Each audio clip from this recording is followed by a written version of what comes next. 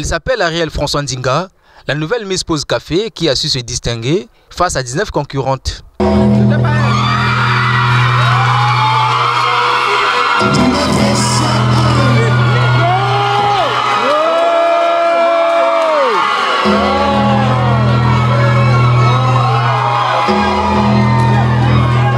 De l'émotion, dans une joie débordante, cette jeune dame de 20 ans a su convaincre les membres du jury à travers, entre autres, sa prestance. Peut-être pas à cause de mon projet, peut-être à cause de la prestance, parce qu'ils voient tout en fait.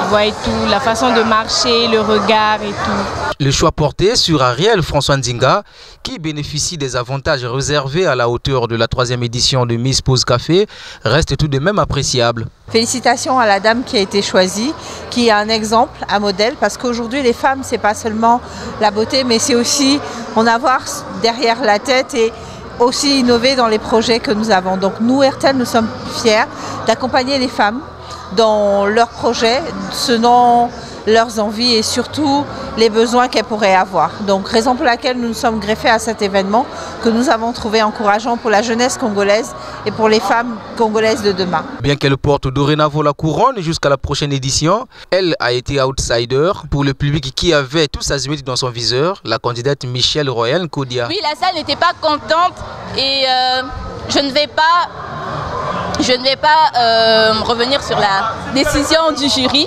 Le jury sait pourquoi il a eu à prendre cette décision, mais qu'à ça ne tienne, je suis très fière de moi. Voir le public bouder quand je sors première de film, ça c'est une hyper grande victoire pour moi.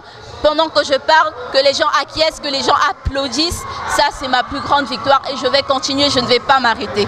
Les participants de leur côté félicitaient la plateforme B2B Communication pour l'organisation réussie de l'événement. C'est un projet qui dure depuis 3 ans et contribuer comme ça à la promotion de la beauté Made in 242, c'est pas donné. Donc je remercie tous les partenaires qui ont accompagné B2B Communication. Je remercie également le manager de B2B Communication, M.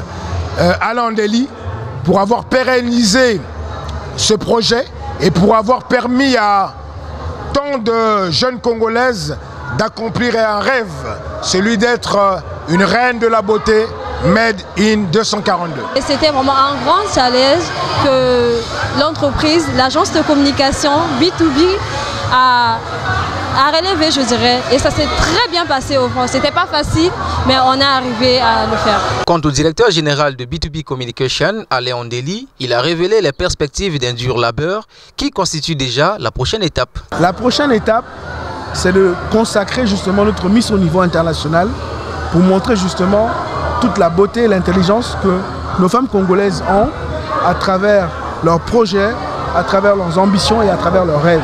Par rapport aux éditions précédentes, celle organisée le 25 novembre 2023 à Brazzaville a visiblement montré les signaux d'une maturité tant organisationnelle que financière, à en croire les observateurs.